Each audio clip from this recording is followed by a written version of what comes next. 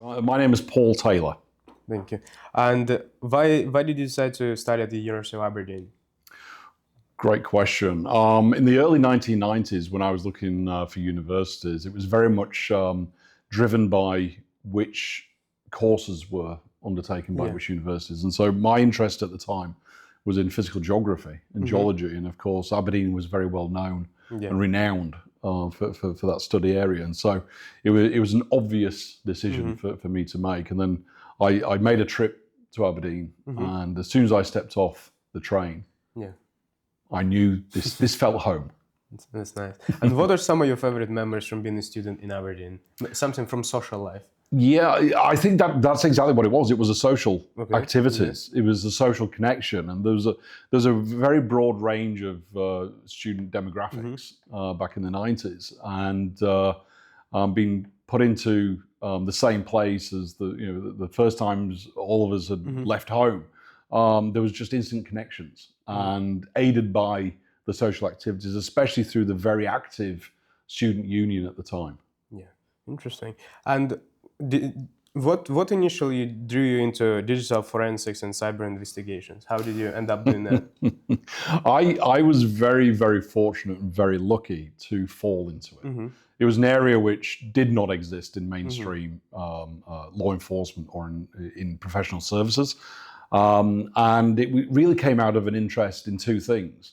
One in investigations, because my father was a police officer for many years, but also my interest in computers at the time. So I used to build computers, play with computers, mess about with computers. This is before Windows 95 was released. And then all of a sudden there was an advert in my local newspaper to assist West Yorkshire Police in their IT department. Yeah. And on the first day, they said to me, "Would you like to work in our computer forensics team?" Yeah. And I said, "I would love to, but what is it?"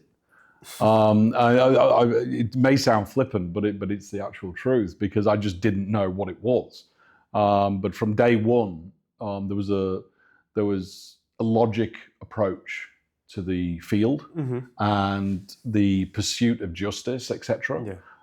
Gave me a great deal of satisfaction in the industry, and I've now been doing it for 28 years. That's very impressive. Very well done. And how did your career start? Since you graduated from university, how did it start and how did it progress?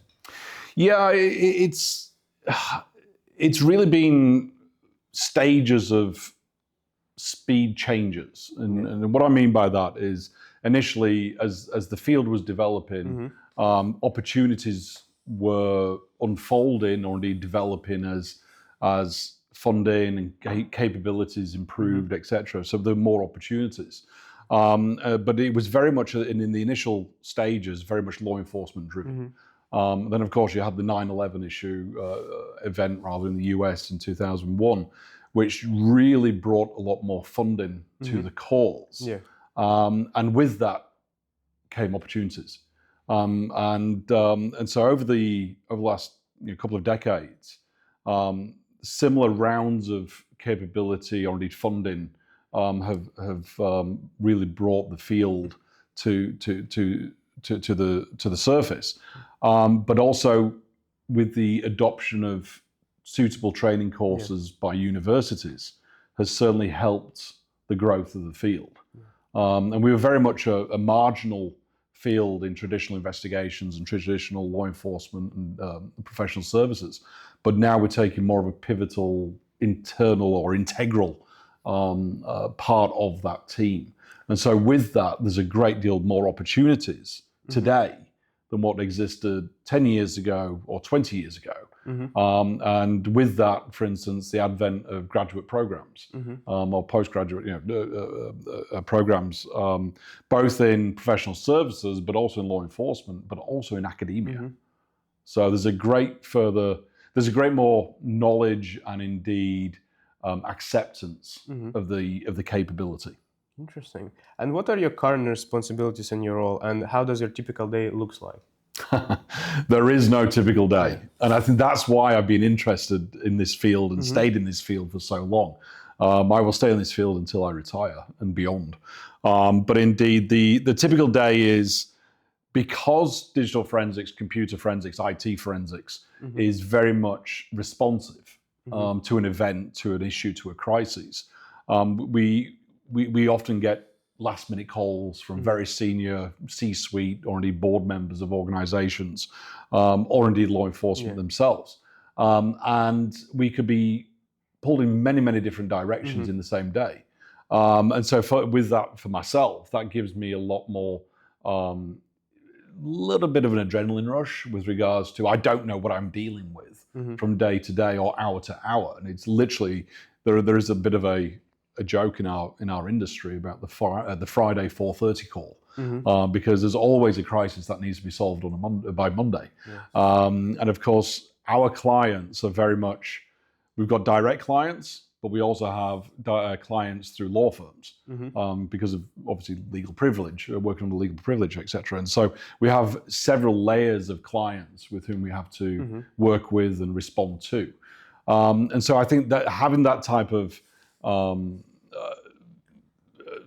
customer profile or client profile means there's a great deal of diversity in the people we speak with, in the types of cases that we come across. And with that, it allows you to, I've never had a boring day in this field. And I think my career over the years has certainly changed from being an analyst rather responded or undertaking certain tasks to becoming the project manager of certain events, or indeed the client manager with regards to specific clients, but also the testifying expert in the work which I undertake. And so there's a great more responsibility in the senior position which I have, but indeed I have to stay as being an integral part of the team to be able to testify. And so it allows us to grow very, very tight and teams who rely on, irrespective of seniority or indeed position. Interesting. And how would you say AI changed your industry? Yeah, that's a very interesting question, because AI is nothing new in our field. We've been using artificial intelligence, but under a different guise over the years, machine learning, for instance, to help us identify key information based on not just content, but in context.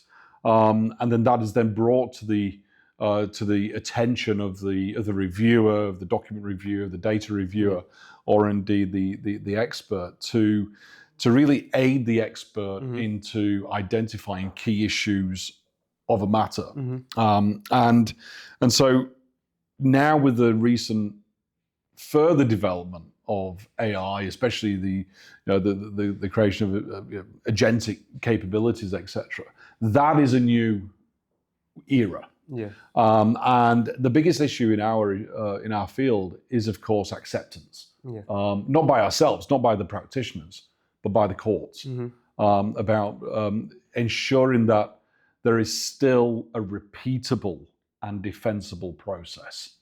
The issue with AI, which I have personally, of course, is it still is a little bit of a black box, in the sense of we can't fully explain the provenance of a document, for instance, because the AI model presented us with this file. We don't know why, but indeed it did. Now, would it continue to present the same bits of information dozens or hundreds of times over if it was replicated? We don't know.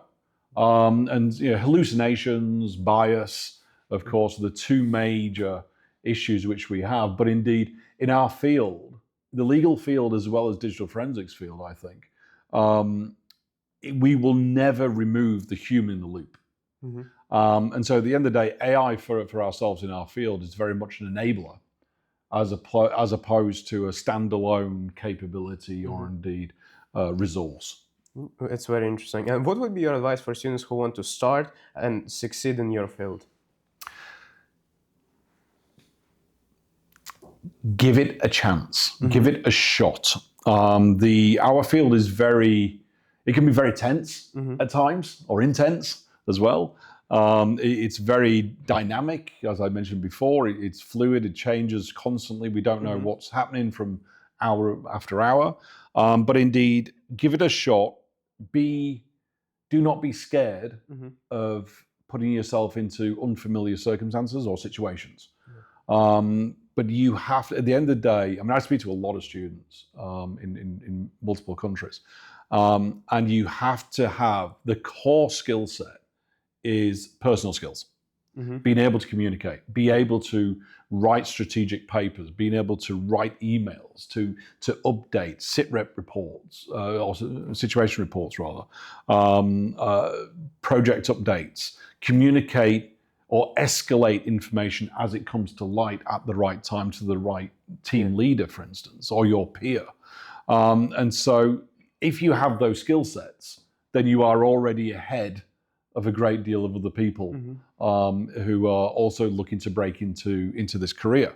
But I think just putting yourself out there, not just from an potential employer perspective, but also from an industry perspective, like the British Computer Science Society, Computer Society, is a great way, a great organisation to become involved in, or at least to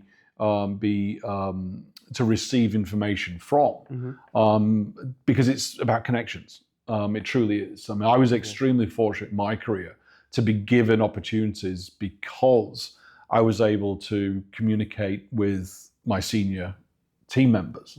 And I feel as though if you have those core skills, if you have a core technical knowledge and ability, then they're very strong, firm foundations for your future career and indeed future life. Interesting.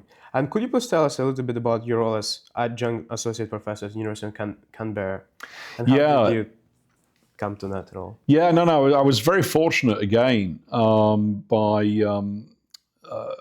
the staff in Canberra to be offered the adjunct associate professor title a couple of years ago now. I think it was 2 years ago. But that was based on 5-6 years of being a guest lecturer in their digital forensic courses. And so I would often go and give a 2-hour lecture based on industry perspectives of the use of digital forensics. And that would be to not just the cyber team, but the digital forensic team, the engineering team, etc., and open to everybody, undergraduate, postgraduate, and staff. And it's just a slightly different lens because, of course, as I mentioned before, in professional services, we're very much beholden to the technology and the issue which our clients have. And so therefore we have a diverse range of knowledge, experience, and capabilities based on a very broad technical foundation.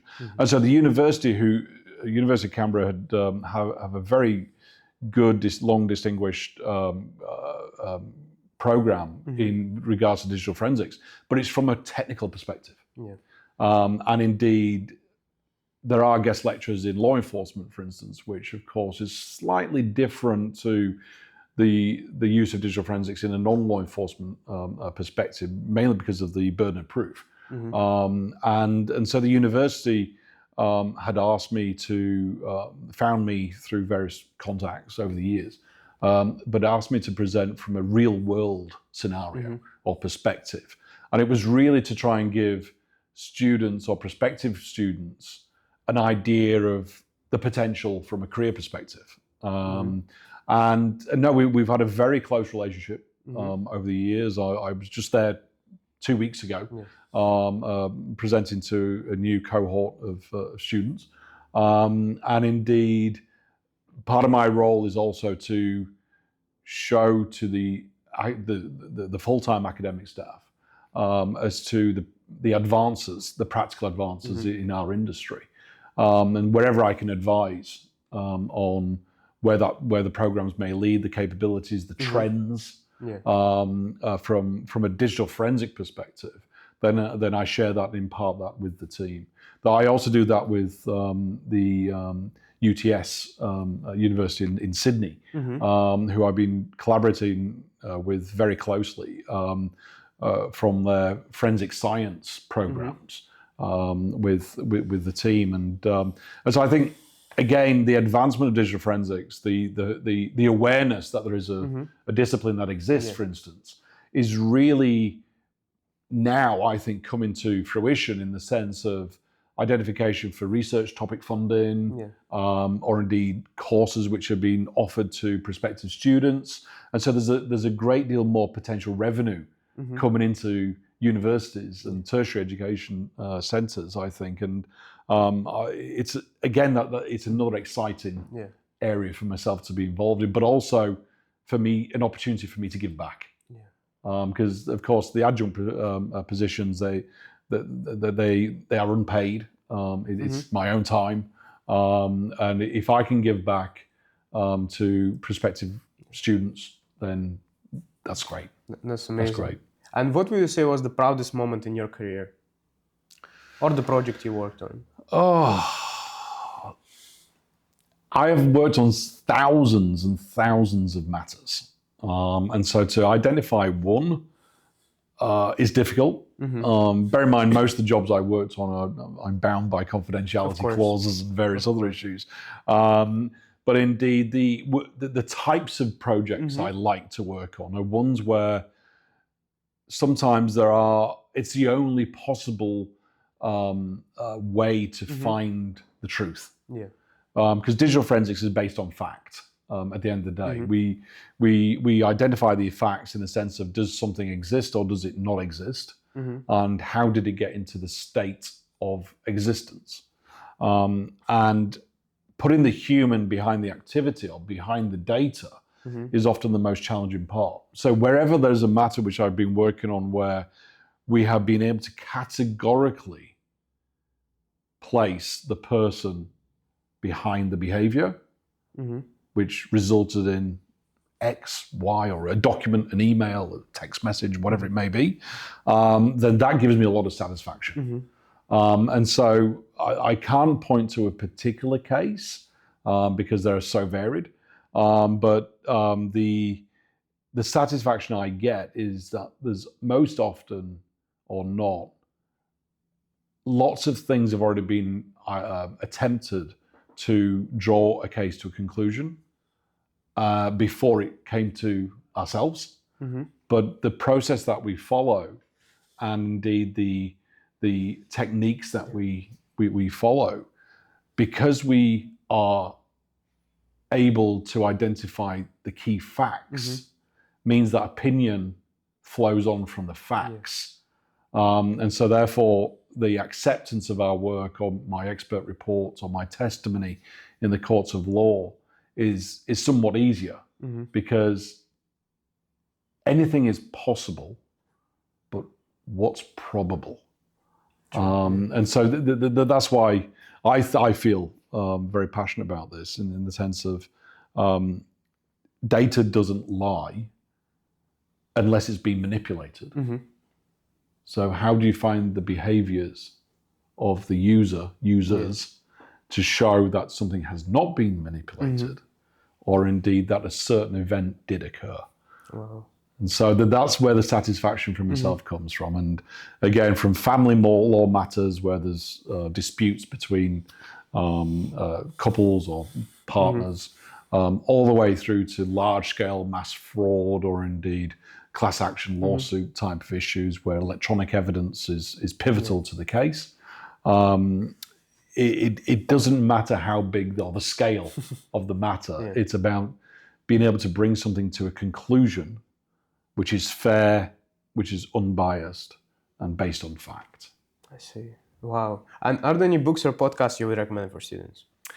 Yeah, there are a couple of podcasts out there, but indeed, how can I say this?